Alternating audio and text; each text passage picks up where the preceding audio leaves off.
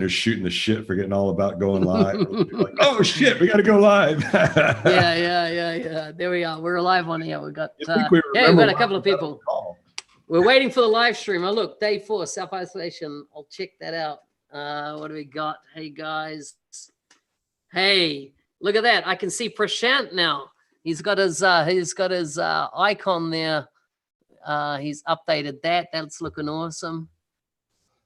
Ken's on there. Colorado Jules is joining us. How are you? Hey, Patty. Good to have you on the call. Now, interesting. We got Ms. Yak is here as well. Yeah. I just very nice. Hello, Julie. How are you? Glad to see you on there. So a couple of things. Okay, so we've got a bit lineup today of things, but I want to get something out there straight away. So overnight, I got an email from Eric. Is Eric on today? Can you see him there at all? Is Eric in our feed? No, not yet. Okay, let me just see here. I'm going to bring up, here it is. I'm going to drop this link into the chat window here. Let me work out how to do this. There we go. There's a link into the chat window. So let me talk about this. This is called empower.powerapps. What is it? PowerAppsPortals.com. And so this is an interesting, put on by Victor Dantas, and Julie Yak is actually the opening address on this. And this is for people that are finding themselves in a unique position at this time around one, perhaps needing to change careers. Is interesting. I had my nephew yesterday chatting with me. He's in Australia. He's a qualified electrician. And he's doing other work at the moment, but he's going, shit, my career's going nowhere and I need to switch. Should I be getting into IT? And what should I be doing? And so this question is coming up more and more and more. One, I know that a bunch of partners, particularly in the US and Canada, I've heard recently, have downsized. This is in our space. This is in the Microsoft business application space, of downsized, let staff go, and or reduce staff back to 3 days a week in this environment that we're currently in. So people are going, shit, what's happening? It's interesting. And what are their options? Before all this, we were already kind of transitioning staffing, right? We were where before we were all fighting over developers. Now it's like, we got plenty of developers. I need more, frankly, I need more citizen developers. The business analysts, people that understand business, understand enough to be able to do no-code development, because they could solve an awful lot of problems for a customer that previously we just have a developer full-time on. And we really have completely flipped the whole makeup of the team from being developer heavy now to being citizen developer heavy. Saves cost to the customer, saves cost to me. They're getting stuff done quicker. Developers, they can't touch anything without spinning it into, a great bigger thing than it needs to be. It's just how they're wired. But you still have those things where you need them, but certainly getting less and less. But it is interesting that, we got people out here that understand business, understand, they're business analysts, but they're not software people. And we're able to get them spun up pretty quickly, working with model-driven Power Apps, Canvas apps, those sorts of things, the low-code stuff, Power Automate's not hard. So to think about getting people who are in other careers to maybe look at this, it's opened a huge doorway. What was it?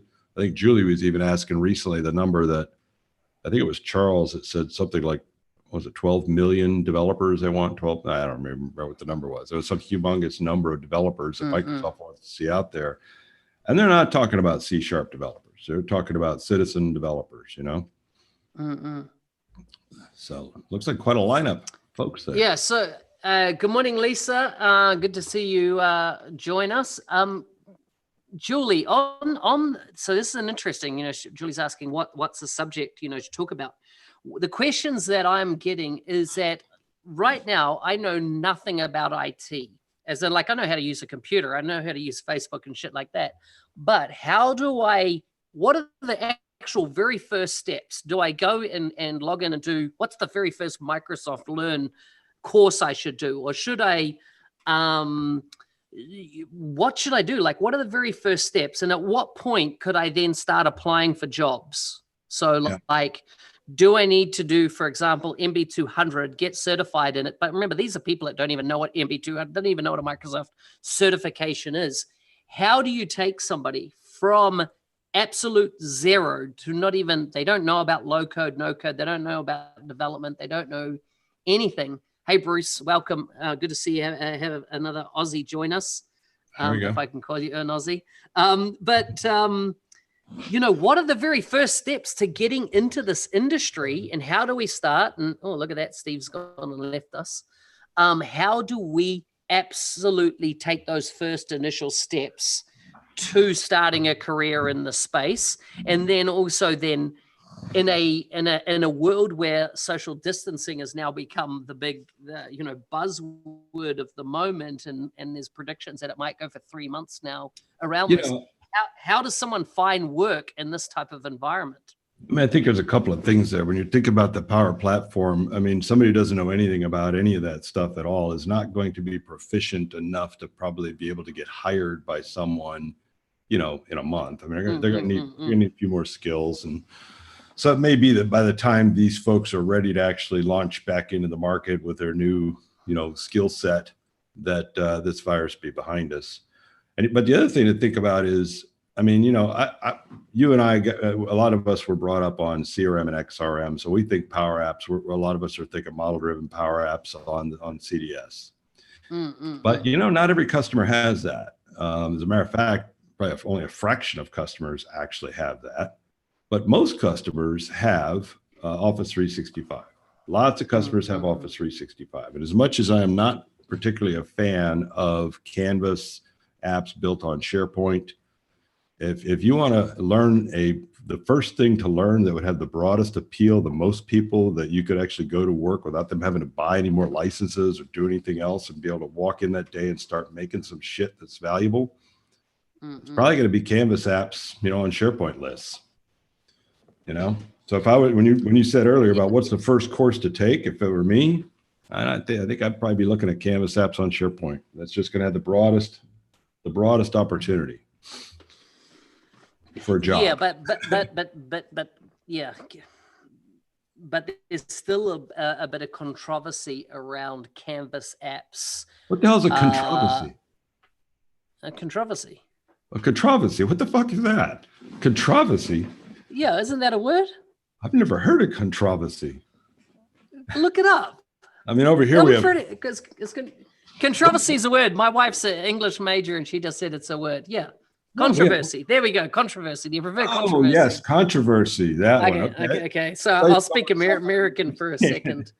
That makes sense. No, so what I'm saying is that I don't know that I'd agree with you about going down the Canvas apps, because it's a flavor of the month. There's still a lot of businesses that are concerned about the admin function if they haven't implemented the administrative overhead and DLP, all that type of stuff. So I don't know whether I would say launch somebody in on CDS and get them going down that path to become highly valuable quickly, because XRM is an established thing, been around for ages.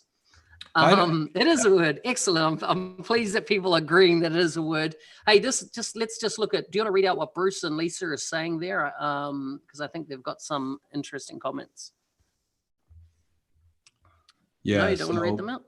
Yeah, Bruce said something about onboarded a couple of grads recently. I'm particularly interested in hearing people's experiences from taking someone from zero to citizen developer.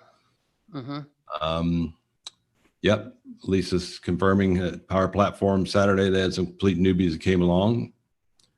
I mean, my point isn't that Canvas apps on SharePoint are better than CDS. I don't think they are by a mile, or that they've got nearly as depth of a potential future career path. But you're not going to be an expert that quickly. But you could get good enough at something, and then you want to be able to put your resume out to the most people possible. And frankly, it's still a small percentage of Microsoft Office 365 customers that have Dynamics or Biz apps at all. I mean, tons of them have Office 365. They could build a Canvas app with the licensing they have on SharePoint And there's going to be 100 of those for every customer out there that might have access to CDS, licensing, Dynamics, or any of that sort of stuff. So I'm just talking about to get a new job and wanting to have the broadest possible opportunity to maybe get hired. That'd be a skill. I wouldn't want to learn CDS and not know Canvas on SharePoint in this market, you know? So what about, we've got the scenario of people being laid off in our industry at the moment. You know, I've heard of the cases up in San Francisco. I've heard of them in Canada. Not so much in the UK. I'm hearing positive things in the UK about work, etc., coming in. But how does somebody then that already has skills in our space, we're in a self-isolated mode for the next perceivable future, at least 90 days maybe.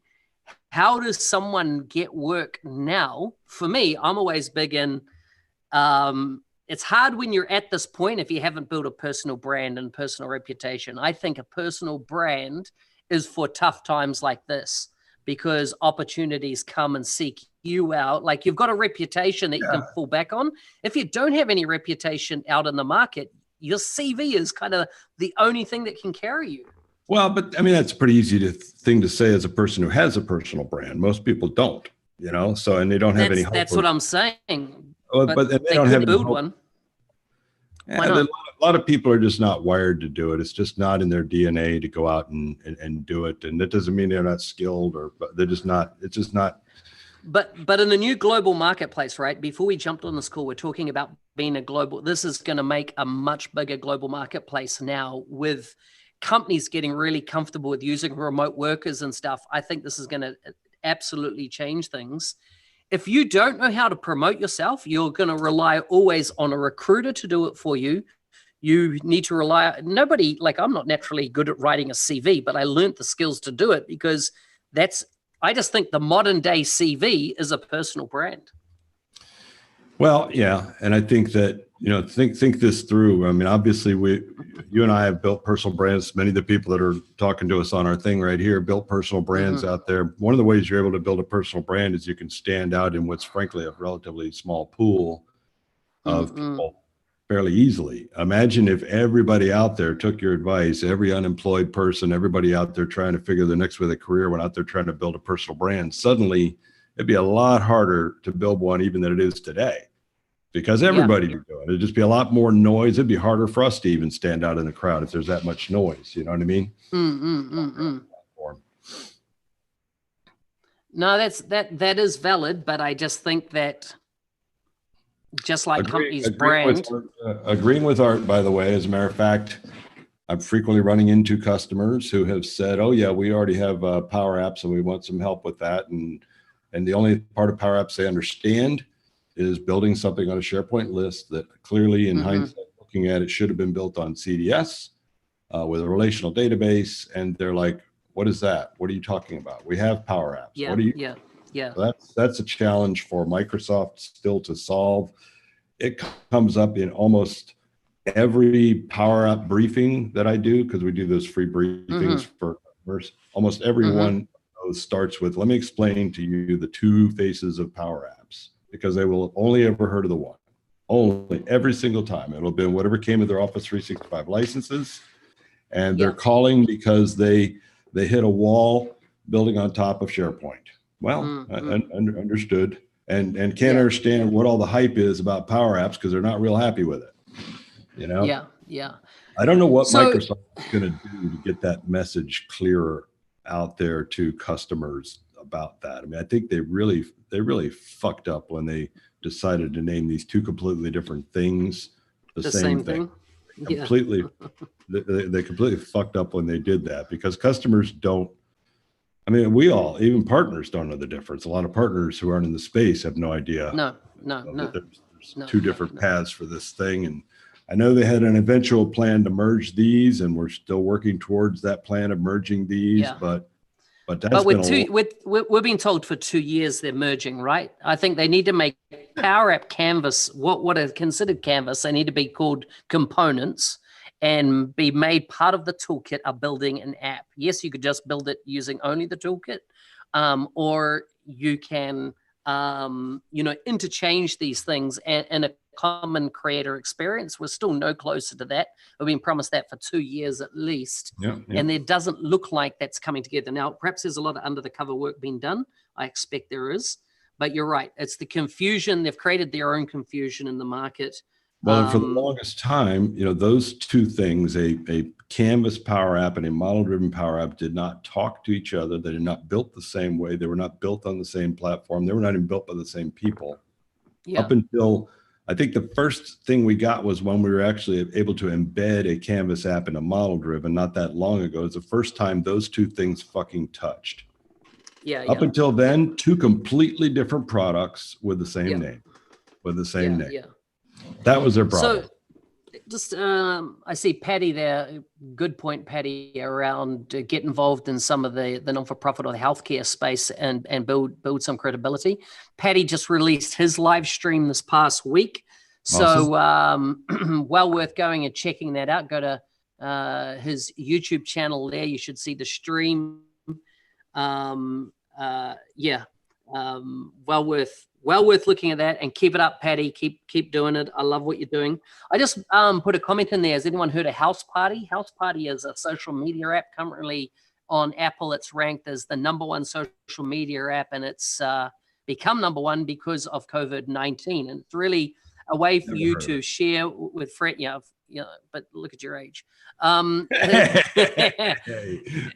It allows you to, share with friends and stuff, video. And of course, what happened is that 24 hours ago, there's a big thing about it being hacked and all this. And it was a big smear campaign. House Party have offered $1 million reward to find out who released this, that they had been hacked, because they hadn't been. Smear campaign by another commercial entity. And why I lead in with this is because I've just noticed in my LinkedIn stream today, Microsoft staff shedding some bad news around Zoom.us.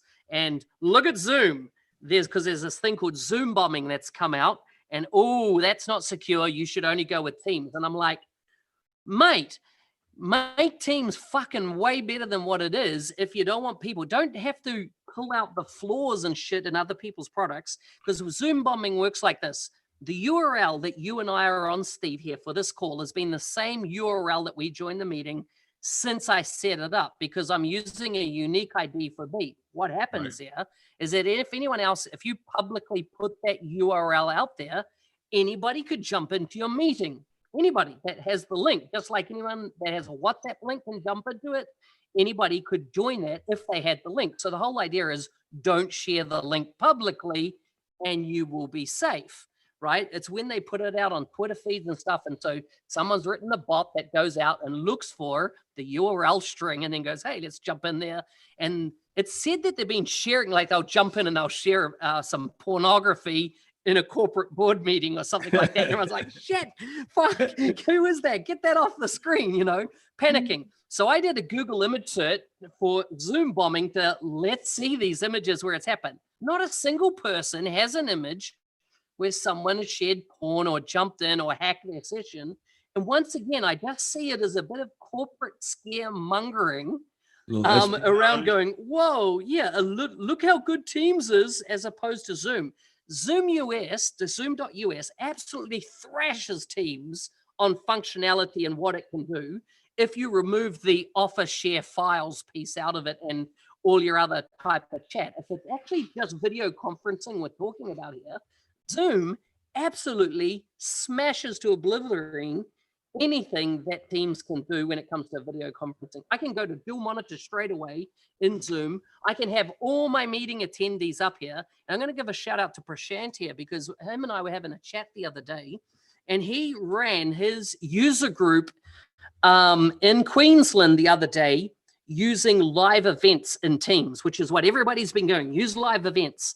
And what live events does is create a very sterile experience for your end users. It doesn't create interactivity. It's a sterile experience. When we just went through MVP Summit, and Charles Lamanna's first session that he gave was in Teams, a live event, and it's sterile. Someone creates some messages. You don't have the interaction of people with each other, because someone gets to say what gets posted and what doesn't. where what I find in Zoom.us, and I've just come off 90-day mentoring challenge and had over 100 people in the program this year, and have all their faces up on another screen and they're interacting and chatting together. There's a whole type of connection that's happening that you don't get in Teams live event, right? And so, sorry, my little rant. What's this? I was trying to reach over and poke you, but okay, your turn. It's not working. It's not working. Your turn. No. I was just trying to see how live my rant is over. My rant is over. Go for it.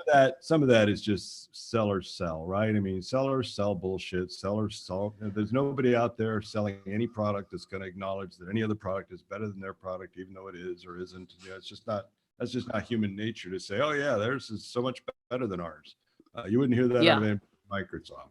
But it is interesting. And I actually brought this up briefly in the call with Charles on Friday about we're in this awkward time where marketing, especially if you even use the word virus or anything in any kind of messaging, can come off looking pretty opportunist. Mm-hmm. And I even called him out on it with the teams because he was talking about how, with this virus, Microsoft has stepped up the plate and given out, millions and millions of team licenses for free so people could communicate. And said, I said, yeah, okay, well, that's fine. What about when the end of the virus? What about when the virus ends? At some point, I mean, were these permanent free subscriptions for life that you gave people? Or I mean, at some point, are you going to say, hey, listen, virus has passed. And if you want to keep using this tool that you've now baked into your daily life, here's the price. I know it's a cynical way of looking at it. I don't think that was Microsoft's intent, but it's very tricky right now to market or do things that to not have it come off looking kind of slimy, Well, yeah. As in, I don't think it's difficult if you have the right intention. I think people that go out of their way to kind of undermine a competitor publicly, just like what happened with House Party recently and the whole Zoom.us thing, which has been picked up and everyone's gone nuts on it. There's, I think Bruce has mentioned there about the Facebook metadata being, who doesn't share their fucking metadata with Facebook, right? Right. Everybody does, like, pretty much. I mean, of course, as in for ages, Microsoft's Outlook.com kind of smackdown of Gmail was, oh, look at Gmail does advertising with it. It's a free service. It's the world you live in. Like, my Facebook stuff, my Zoom.us stuff is not being shared with Facebook. Why? I've not connected it to it. So if you do a live feed, which Zoom has the ability to go live, yes, it's going to share the metadata. But if you're just on a corporate account like I am and Steve is for our Zoom session here, that's not going to Facebook. And this is what they're leaving out of these shock type stories, is that right now we're sharing from Zoom to YouTube. So is metadata being shared about the Zoom call to YouTube? Absolutely it is, because that's how everybody's watching it, right? No brainer. Right. Rather than going to YouTube right now, I could have gone to a Facebook Live, right? I could have done it via that. And of course it's going to share some metadata. But these sensational headlines are picked up by lay people that don't understand the technology. That is, take that little snapshot and boom, plaster a whole bunch of uneducated bullshit out there. Yeah. Well, I mean, I've done my share of little backhanded compliments or things like that. When you see stuff out there, I'll see some, you'll see some Salesforce is down for a day or something. You'll have a few people to jump out there and say, oh, look, Azure's still up. Just this little, snide comments that are competitive digs. I think it's kind of the way of the world with the social, with the competitive digs. So yeah. Okay. So I think I've covered, by the way, if someone can get me a screenshot of somebody Zoom bombing with some porn in it, I'll share it on the next live stream. You're just wanting some porn. I'll pixelate it out, but okay. So it's but this feed is definitely marked as not safe for children because the amount you swear on it, so there's no problem there. That aside, Steve, you had a podcast that I was listening to the other day with Charles Lamanna. I think it's had on earlier this week, over the weekend. And one of the discussions we've been having is around this whole restricted entity. And I think that you shed some decent light on that. Yeah, you're kind of cutting in and out a little bit there. Hopefully people can still hear me, but yeah, I mean, I talked to him on Friday. This is the third time I've kind of done this recorded conversation with him in the last, I don't know, year and a half, something like that. Kind of seemed kind of timely to catch him to get an update on some stuff. And we talked about a bunch of stuff, some interesting things. So if you hadn't listened to it, please go listen to it. But towards the end, I kind of decided, okay, I can't get through an entire phone call without getting some, worthwhile stuff. So I asked him about multiplexing, and he seemed to be aware that that's a challenge for folks, but that that multiplexing kind of is not going away. I mean, I don't know how they could come up with something else, and it's essentially, for anybody on that doesn't know, I mean, this is basically utilizing something that you shouldn't be without a license. You got to pay for a license to access whatever it is you're doing, or you shouldn't be doing it. And of course, there's tons of people and efforts of folks to try and game the system, to figure out how to make use of things without actually paying for the appropriate license. And his kind of advice was, if you feel like you're doing something unnatural, you're probably multiplexing, which is not particularly helpful. Hard to talk to a customer. Customers don't give a fuck about multiplexing. They're just like, you know what? If I did this, would that actually technically work? Would it accomplish the multiplexing? They could care less about. So they're actually a bigger challenge. Although I think I had talked before about some ISVs that, while not necessarily multiplexing, improper licensing, they were using the team member license for their solution, but making use of everything in the application. I don't know if you'd call that multiplexing or just improper licensing. I guess it's multiplexing because you weren't using the right license, but I think they're having some serious problems now from basically intentionally gaming the system. They tried to game the system, Yeah. I think multiplexing is a term from an on-premise world that needs to be sorted out in an online world, because if you've got something like CDS that you want all the data to be in there, or it sits or resides or reported on from there, and then you go, oh, by the way, you're not allowed to inject it from another source. What the fuck? What's the point of it? That's what you want to happen. You don't want an archaic 1920s law that says, oh no, this doesn't, the world changed, right? It's like, laws that are out there that were written in a time where they don't really apply now, and you see them still trying to get applied. I think multiplexing is one of those things. Well, as you know, I was around in 1920, and multiplexing, when you were looking at server CALs or, software licenses on premise, frankly, the licensing story was not as complicated as it is today, right? You had to have your server licenses, you had to have your users it just wasn't as complicated. And every time they launch a new service, they add yet another, kind of license for a new service. Maybe it's a consumption base, maybe it's capacity, maybe it's user. So there's lots of nuances. So the multiplexing is still valid. I shouldn't be able to circumvent a process that I normally would pay for a license to do some other way, and not just with the whole purpose of not paying for a license that I should pay for. The problem is that the landscape's gotten massively more complicated to even understand, even if you take multiplexing out of the picture. So that's going to be, I don't think multiplexing is going to go away. I don't think it's going to be changed into anything any simpler. I think that they're going to end up having to figure out how to put in technical. Steve is frozen, or he's back. Okay. Oh, you're frozen. Or technical. It might be my side. Whatever. Carry on. Technical locks. I talked to Charles was talking about some other licensing issues or something. I can't remember what we were talking about, but how they were going to go in and make sure that the documentation was extremely clear. And I'm thinking, the documentation's fucking toilet paper. Nobody looks at the documentation. So if it's not technically locked in the product, it might as well not even be there. I mean, there's no point. If it's the documentation, you can beat them over the head with later.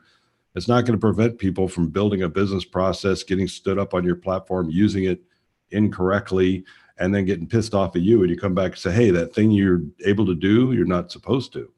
Well, then why am I able to do it if I'm not supposed to? That's their problem. That's how team member got out of hand. Well, Yeah, a little agreed. bit of news that he did talk about on there was the restricted entities, which has been, kind of a problem for me and some other folks all along. Partly, I mean, matter of fact, Julie's husband David also is another one in my camp with that it just seems stupid and pointless way to protect IP. And he did concede that was kind of a quick and down and dirty way to do it. But, and he said on my last call with him in September that there would be more coming, even hinted to opportunity and some other entities that would become restricted. And then all this time went by and nothing happened. And I think a lot of us assumed that, well, maybe they're rethinking that. Well, he definitely confirmed that, yeah, we're going to get rid of the idea of restricted entities as a concept. It's antithetical to what we're trying to do. And we got some other ideas of other ways to protect our, first party applications and their IP and what have you. But restricting a table and a database will not be one of those things. That's actually pretty huge. When you look at, I'd written a post way back when it first launched some of this stuff about potentially saving 95% on your licensing by basically dropping from the first party down to, a PowerApp pass. And, one of the depending on what you were doing, that was actually legit. You could accomplish it. But one of the things you'd be bumping into would have been restricted entities, which would prevent a lot of people from being able to do that. Well, if there's no restricted entities, I mean, and I can do full CRUD against anything in the instance. Suddenly that story, I think, should be bubbling back up again. I mean, I could take my sales user, take a simple app, kind of like our Rapid Start Accelerator that we had out there, although we built another version of that to sit on top of Sales Pro that uses the out-of-the-box entities, because our original one has custom entities for those things. And now it looks like the market will make more sense to actually build something like that on the out-of-the-box entities. Jim's asking, so we have access to the entities, not just the solution-specific code. Yeah, which is that, and that's perfect. That's exactly what we want, right? Yeah, now I don't know how they're going to abstract their logic away, because a lot of that, is potentially automated behind the scenes with stuff's happening. But I guess that's part of what they're having to figure out. But yeah, we just want access to the table. I mean, I just want to be able to do CRUD operations on the incident table. I don't need the SLA management capabilities necessarily, or if I do, I'll buy them. I don't need some of these other sorts of things that are unique to that.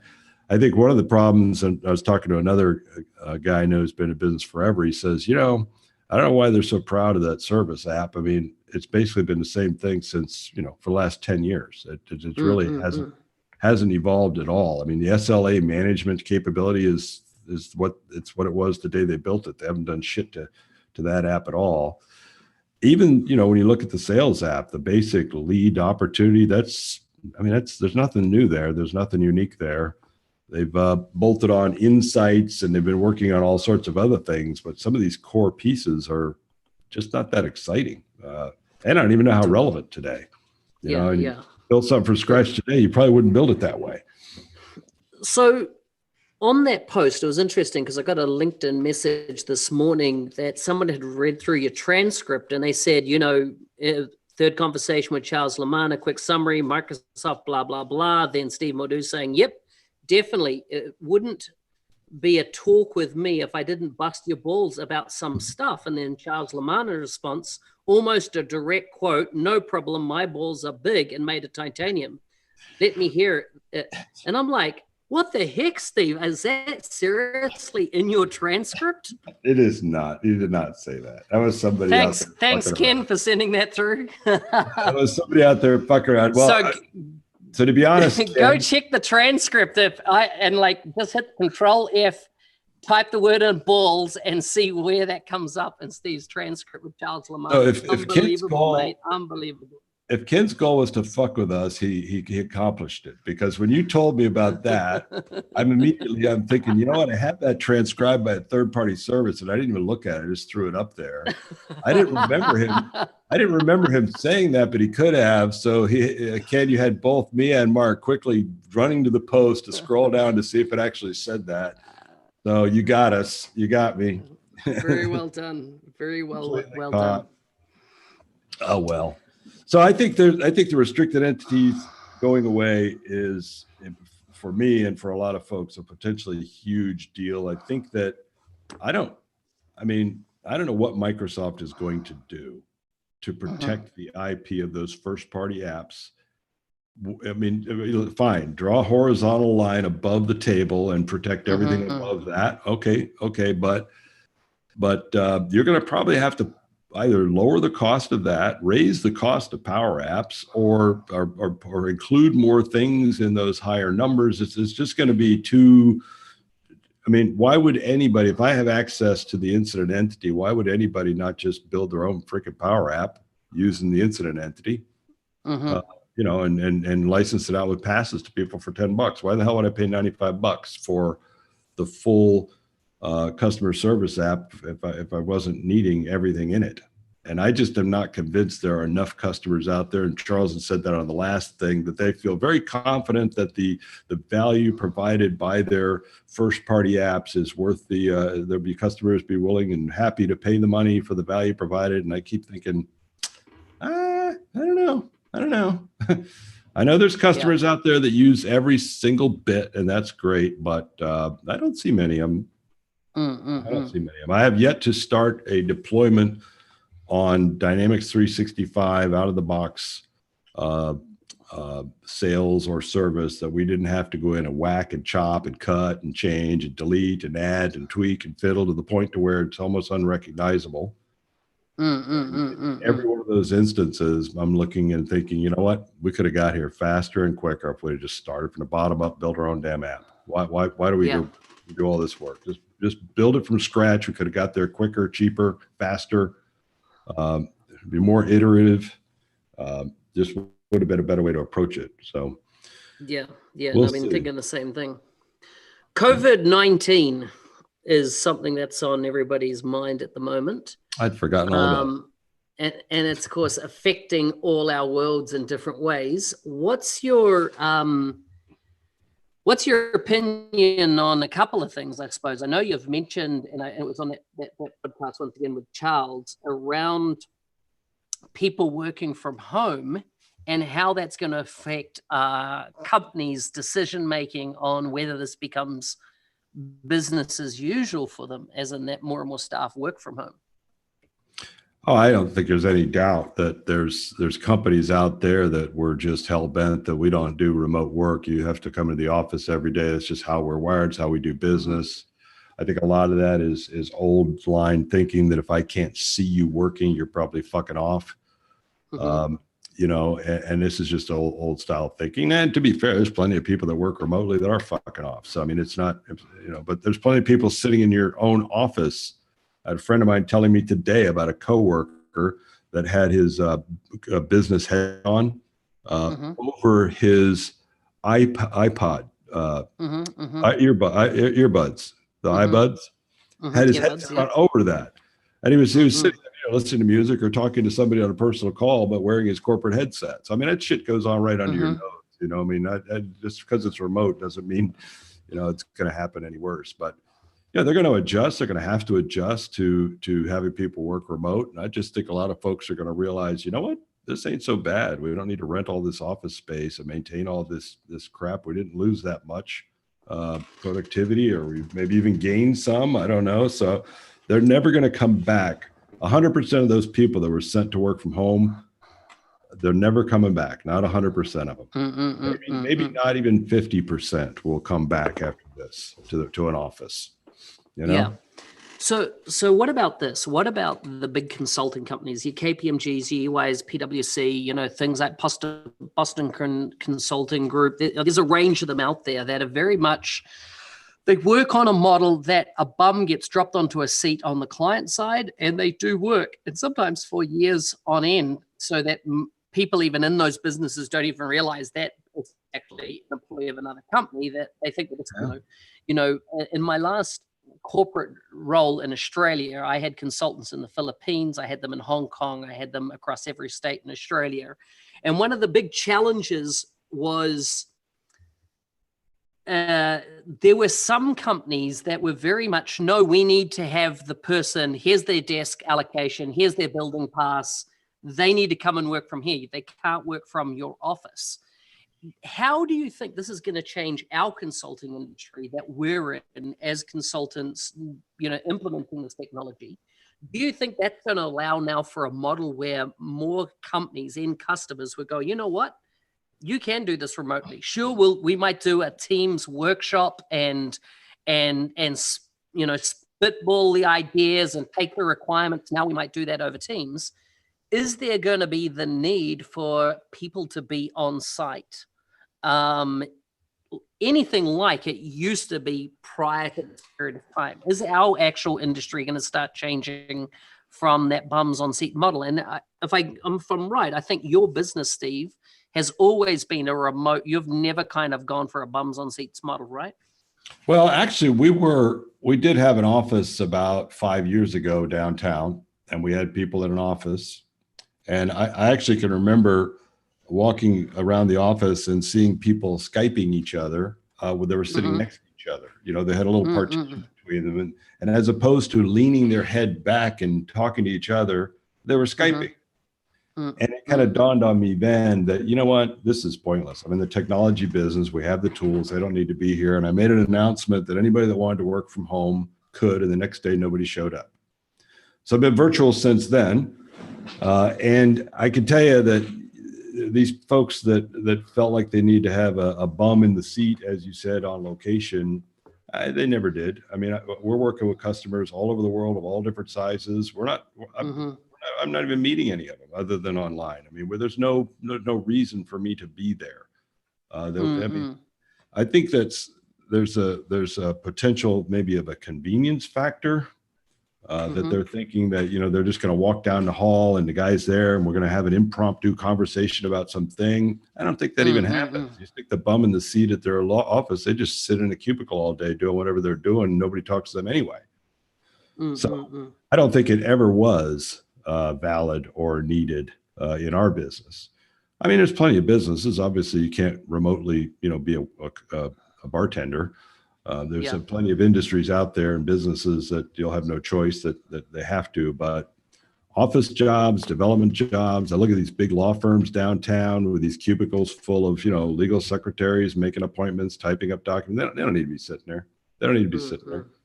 It's completely pointless. And I was talking to my cousin who's in Nottingham in the UK, and he's a lawyer, has about 20 odd staff that directly work for him. And he's been working from home for the last couple of weeks, asking me for, give me a spec on a decent sized monitor and stuff. And he, interesting, said, do you know what? I never thought we could work remote. He goes, now I'm like, I don't know that I'll be going back to the way it was as a lawyer of showing up at an office all the time. And going through that commute function when he goes, I'm able to do everything I've been able to do at the office. Just with less coffee breaks and less side chats, which were not really billable or anything for him, which is in a strict billing mode, how lawyers charge. And he goes, you mentioned some of those big consulting firms. A lot of the times their model is also, we're going to send 10 people to your office to get in your big conference room with 10 of your department heads, and we're going to bill the crap out of you for an entire day full of nonsense, bantering back and forth. And I mean, that can certainly be done on here too. I mean, we could throw up all those people on these screens right here and have that same conversation we could have at a conference table, save the airfare, save the reimbursables, save the hotel bills, save all sorts of costs. And the same thing with events. We talk about events becoming virtual now by necessity, but hey, there's no CEO of any company that was ever that crazy about approving the airfare and hotel for one of his employees' expenses to go fly across the freaking world to basically fuck off for 4 days and sit through some sessions, And Charles made the point that, with with a well put together virtual event tool, which, you know, he kind of conceded that they're trying to get there. But a virtual event could easily have 100,000 attendees, something you couldn't even do, wouldn't even be practical to do live. You know, I mean, what do they get? 25,000 people at Inspire? That thing's gone virtual now. And, you know, they could potentially have 100,000 virtual attendees at an event. Here's my prediction, Steve. I want to hear it. Last year's MVP Summit was the last time that we met in person for MVP Summit. The technology that they're going to develop in the next 12 months, Microsoft, the place that team is going to go to be able to run 100,000 attendee type sessions, like that, I think is going to happen. I see Adobe is now running their entire conference virtual. Then, you know, you're going to see that jump from 20,000 attendees to 100,000 attendees without the flight, the accommodation, the food, all those on costs. Microsoft's tech's going to advance enough that they're going to come into 2021 and go, this works. We are getting a much better result, much better bang for the buck. It's a cost savings for them. I know, Julie, you don't like that. But like, it just came to me then. I'm like, the technology, I reckon, is going to advance so much in the next 12 months that they are going to go, you know what? We have just solved how we're going to scale and communicate direct with our customers that we've never been able to do through partner channels, through our conferences, through the scale that we need. We've just eliminated that. And if it took a virus like this to make it happen, but it's going to become the reality. I can't see how in 1 year's time, we're going to be in a different landscape because the technology would have massively advanced in that time frame. And it'll become the new norm. There's a focus of energy, intelligence, and money on that problem right now that there wouldn't have been otherwise. And that's going to be, I'm sure, one of the results of that. You know, one of the things that's interesting, you know, I don't know if Microsoft makes money on their events. I don't know if they're money-making things. I think they're a cost recovery exercise, right? I think, you know, and stuff like that. Cost recovery. So for somebody who's just getting a cost of recovery for them, it's a hell of a lot simpler to coordinate and put on a virtual event than a live one. You know what I mean? They're not losing any revenue by not doing it.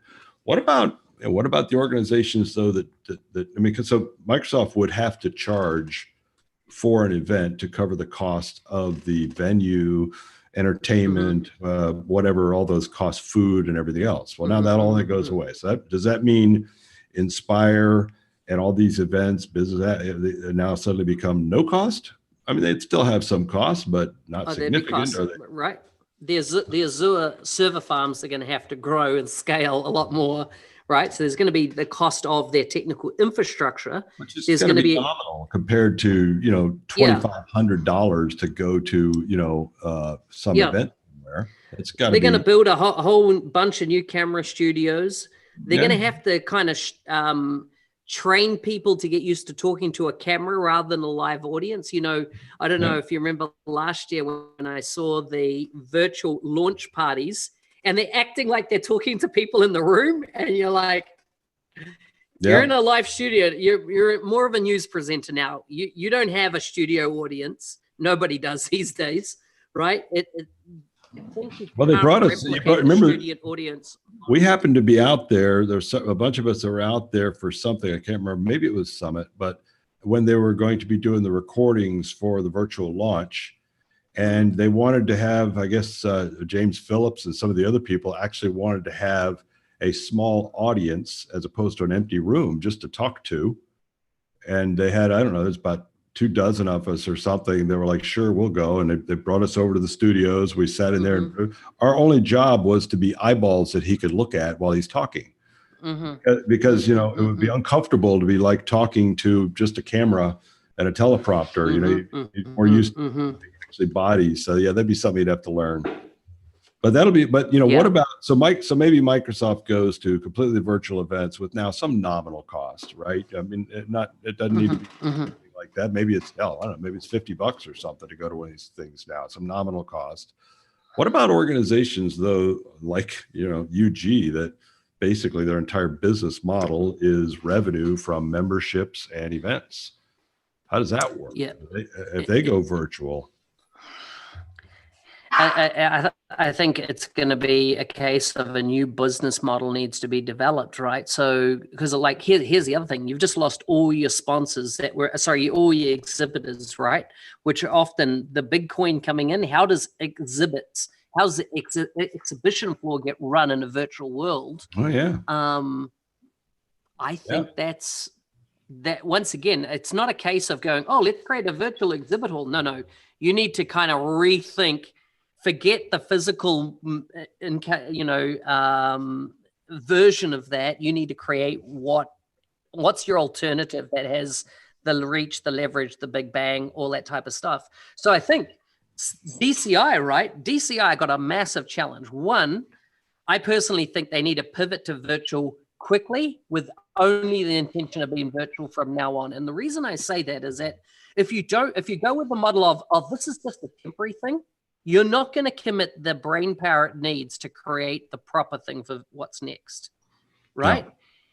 If in 2 years' time, and I mean, we discuss, I don't know who I was discussing with earlier today, is that if you have a look at the viruses that we've seen, they're on a 4-year cycle. If you go and actually look at all of them. So therefore, theoretically, in another 4 years' time, there's potentially going to be another risk factoring scenario that may be worse, maybe less than what we are in right well, and now. this one will probably come back annually also, right? Or a version of it, right? So I think there's the world and the model is, I think you've got to think of virtual as being the new norm, and therefore how do you make it absolutely amazing if it becomes the new norm, going that, hey, we can always default back to the good old days of how it was, but I don't know that that's going to happen. And I think the brain capacity needs to be spent. So let's go back to DCI. I'm interested to hear from the folks in the chat. How do you propose DCI should operate under this new model of a total, as in, how do you think they should create an income stream in this new world that we live in? Not so much of, yes, they can virtualize the conferences, but how could they make money in this new world? I'm interested to see your comments. If you're watching this in playback, chuck it in the comments how you think they can make money in this new world. This is potentially another thing that has potentially been ripe for disruption for a while now. Mm-hmm. In-person events have been going on for decades. Exhibit halls with exhibitors standing there handing out tchotchkes, trying to get you to listen to their sales pitch for decades. This is a very, very old construct. This is not recent. This is very, very old. And when you look at some of the other very, very old constructs out there, they've been being disrupted. I mean, they've been intentionally disrupted by some people that have a better idea. This is probably going to cause people to focus on this whole idea of a live event, live speakers, live rooms, food, sponsored banners all over, signage, trade show, expo hall, all of that stuff that has been around forever to really come up with a disruptive way. It's ripe for disruption, to be completely something different than whatever it's been. And it won't be, let's see how closely we can replicate the experience in a fake way.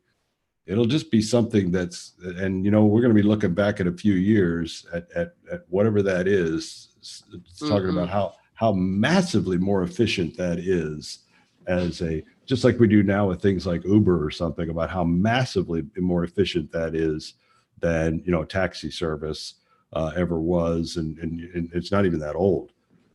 There will be somebody's going to come up with some really good disruptive ideas here. Yeah. So Jim has said that. What about they offer advanced training? That's definitely an option. I think a lot of people in the training space are going, shit, there's never been an opportunity to do online training. I think if you're involved in app in a day, admin in a day, any of these type of in a day events, you've got to quickly get to doing all of those virtual and be able to do them as virtual at scale, because they're just not going to run normally anyway soon. Lisa, I'm not sure if you're already doing those all virtual. the thing is that I think virtual training companies or online training companies are going to become a big deal in this new world. I think massively a big deal. And so there's going to be a lot of juggling to get it right. But, you know, for DCI, that could be a pivot for them. I just don't think that you're going to make money, like Bruce has said, off conferences anymore in a virtualized world because there's so much free competing conference and sessions available. Well, it's going to be just as hard when you think about trying to make money on virtual training, because virtual training, kind of like writing a book, right? I mean, anybody can do it. The tools are available. Anybody can write a book. That doesn't mean it's any good or anybody will read it. And even if it's pretty good, there'll be people that will write better than you. And eventually, really good trainers that have really good content that get really good ratings, just like books on Amazon.com are the ones that sell. And there'll be a shit ton of people out there, just like YouTube. I mean, it's a free for all of content that you know, isn't necessarily good, bad, or otherwise, just all over the place. So there's another opportunity for a training, some sort of a training solution. I don't know, LinkedIn Learning for a while there. What else is there? Was a couple of others out there that are trying to do kind of more formal training with that's curated. That's you know, not well, I mean, you have a look at the track that what I've seen. You know, obviously Neil Benson has his Scrum Dynamics series, which is a proper formal training course that you can go through, get a certificate in the end. I know Julie has just released a training. I think hers are going to be live, which is really what I call the university model. So in other words, what universities have been doing is that they're all virtual training, but they're date controlled. In other words, they run from you know, across a semester, and you have to be on those live sessions. It's not a self-paced consumption model, which is what Neil Benson's model is. You've got Nick Dolman's just released his portal course, as far as I know. You've got you know, the Forms Queen herself. Megan has released her course. What is it, on Forms, right? She's done that as self-paced training as well. I think we're going to see a lot more of this. And I love your model there, Steve, is around just like a book has, you know, gets ranked. I think we're going to see the same thing. Steve, How to Grow a Wicked Mustache. I love that. Well, I think the key though is going to be quality. I mean, and the training. I mean, if you've got really good quality training that someone who could go in and they go through that and they go, wow, I really learned a lot. That was very valuable. I'm going to tell my friends. Then you've got something. I think too much of the training out there is not exciting, not interesting. It's rudimentary. It's monotonous. And yeah, okay, I learned some technical things that I needed to learn, but I'm not going to go, you know, I'm not excited about it. So there's going to be a blending here of people that are technically proficient enough to be able to, you know, correctly explain how to do something, but also explain it in such a way that it's engaging, interesting. I mean, you've had that even with teachers in school, you know. So I mean, one teacher can teach the exact same curriculum to students as another, but this class everybody hates her, and this class everybody loves her. You know, they're working for the same book, same stuff. So it's going to be, it won't be enough to just get out there fast and first, as Ken's reminding me of my saying, with shitty content. Fast and first, shitty content won't help. You're going to have to be good, you know, because there'll be plenty of shitty content. Yep. Well, that's our time's up. We can see we're at the top of the hour. Been an interesting little discussion there. Time. Yep. Absolutely. Yeah. Thank you everyone for joining us. If you're watching this on playback, listen, leave your comments in the chat there. We do read them all. And if you've got something actually. We don't fucking read them. I tell these people we read them all. I read them all. Steve does nothing. What I would do is, please, if you've got anything that you want us to discuss on here, you can see the graphic there that at opening has our WhatsApp handle that you can WhatsApp bomb us via, just like you could Zoom bomb us if you knew what URL we're on. But thanks, everyone, and we'll see you again next week. Ciao. Bye.